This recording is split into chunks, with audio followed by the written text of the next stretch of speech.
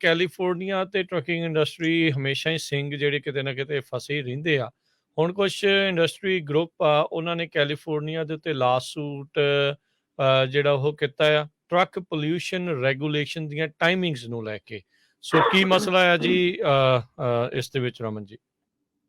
ਜੀ ਬਿਲਕੁਲ, ਜਿਹੜੀ truck and engine manufacture association ਹੈਗੀ ਹੈ EMA, ਉਹਨਾਂ ਨੇ ਕੈਲੀਫੋਰਨੀਆ 에ਅਰ ਰਿਸੋਰਸ ਬੋਰਡ ਦੇ ਉੱਤੇ ਸੂ ਕੀਤਾ ਹੈਗਾ ਕਿ ਸਾਨੂੰ ਇਨਫ ਟਾਈਮ ਨਹੀਂ ਦਿੱਤਾ ਗਿਆ। ਜਿਹੜੀਆਂ ਚੇਂਜਸ ਉਹ ਰਿਕੁਆਇਰ ਕਰ ਰਹੇ ਹੈਗੇ ਇਸ ਵੇਲੇ 2024 ਦੇ ਵਿੱਚ ਮੈਂਡੇਟ ਜਿਹੜਾ ਆ ਰਿਹਾ ਹੈਗਾ। ਸੋ ਉਹਦੇ ਲਈ ਉਹਨਾਂ ਨੂੰ ਇਨਫ ਟਾਈਮ ਨਹੀਂ ਦਿੱਤਾ ਗਿਆ ਹੈਗਾ, ਕਿਉਂਕਿ ਉਹਨਾਂ ਨੂੰ ਐਮਿਸ਼ਨਸ ਕੰਟਰੋਲ ਕਰਨ ਨੂੰ ਕਿਹਾ ਗਿਆ ਹੈਗਾ। ਜਿਸ ਲੈਵਲ ਤੱਕ ਕੰਟਰੋਲ ਕਰਨ ਨੂੰ ਕਿਹਾ ਗਿਆ ਹੈਗਾ, ਉਸ ਲੈਵਲ ਤੇ ਉਹਨਾਂ ਨੂੰ ਜਿਹੜਾ ਆ ਉਹਨਾਂ ਨੂੰ ਉਹਨਾਂ ਟਾਈਮ ਨਹੀਂ ਦਿੱਤਾ ਗਿਆ ਹੈਗਾ। ਜਿਹੜੀ ਰੈਗੂਲੇਸ਼ਨ ਦਸੰਬਰ 21 ਜਾਂ ਜਨਵਰੀ 1 2024 ਨੂੰ ਟੇਕ ਇਫੈਕਟ ਹੋਣਾ ਆ, ਉਹਦੇ ਲਈ ਉਹਨਾਂ ਨੂੰ ਜ਼ਿਆਦਾ ਟਾਈਮ ਚਾਹੀਦਾ ਹੈਗਾ।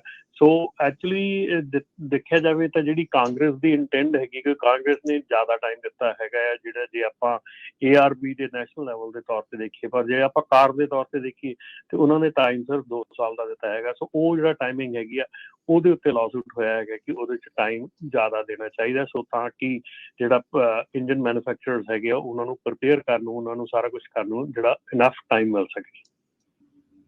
ਤੋ ਇਸ ਮੌਕੇ ਜੋ ਇਹ ਸਾਰਾ ਕੁਛ ਚੱਲ ਰਿਹਾ ਹੈਗਾ ਆ ਕਾਰਬ ਨੂੰ ਲੈ ਕੇ, ਜਿਹੜੀਆਂ ਰੈਗੂਲੇਸ਼ਨਸ ਆ ਉਸ ਨੂੰ ਲੈ ਕੇ ਇਹਨਾਂ ਨੂੰ ਇਹ ਵੀ ਆਖਿਆ ਜਾ ਰਿਹਾ ਨਵੇਂ ਜਿਹੜੇ ਟਰੱਕ ਬਣਾਉਣ ਵਾਲਿਆਂ ਨੂੰ ਵੀ ਤੁਸੀਂ ਆਪਣੀ ਮਾਈਲੇਜ ਉਸ ਨੂੰ ਹੋਰ ਵਧਾਇਆ ਜਾਵੇ।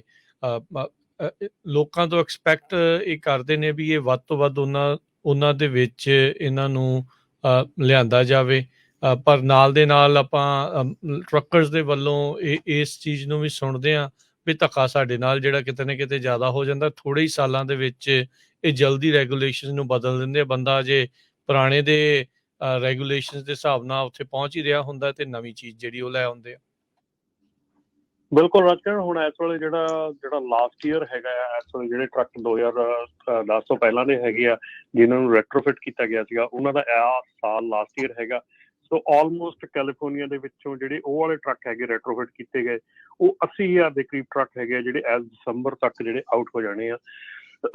ਉਹਦੇ ਵਿੱਚ ਬਹੁਤ ਜਿਹੜਾ ਮਤਲਬ ਕਿ ਤਬਕਾ ਹੈਗਾ ਉਹ ਜਿਹੜਾ ਓਲਡਰ ਟਰੱਕ ਹੈਗਾ ਜਾਂ ਜਿਹੜਾ ਸ਼ੋਰਟ ਮਾਈਲੇਜ ਦੇ ਵਿੱਚ ਚੱਲਦਾ ਹੈਗਾ, ਜਾਂ ਉਹੋ ਜਿਹੇ ਟਰੱਕ ਹੈਗੇ ਆ ਜਿਹੜੇ ਕਿ ਇਸ ਵਾਰੀ ਬਾਹਰ ਨਿਕਲ ਜਾਣੇ ਆ। ਤੇ ਜਿਹੜਾ ਹੁਣ ਇਹ ਜਿਹੜਾ ਲਾਸੂਟ ਵੀ ਹੈਗਾ ਆ, ਇਹਦੇ ਵਿੱਚ ਜਿਹੜੀ ਕਾਂਗਰਸ ਹੈਗੀ ਆ ਉਹਨਾਂ ਨੇ ਕਲੀਨ ਏਅਰ ਐਕਟ ਜਿਹੜਾ 2013 ਦੇ ਵਿੱਚ ਕੀਤਾ ਸੀਗਾ, ਜਿਹਦੇ ਵਿੱਚ ਕਿ ਉਹਦੇ ਵਿੱਚ ਜਿਹੜੇ ਪੋਲਿਊਸ਼ਨ ਸਟੈਂਡਰਡਸ ਹੈਗੇ ਉਹ ਸੈੱਟ ਕੀਤੇ ਗਏ ਸੀਗੇ ਹੈਵੀ ਡਿਊਟੀ ਟਰੱਕਸ ਦੇ ਉੱਤੇ।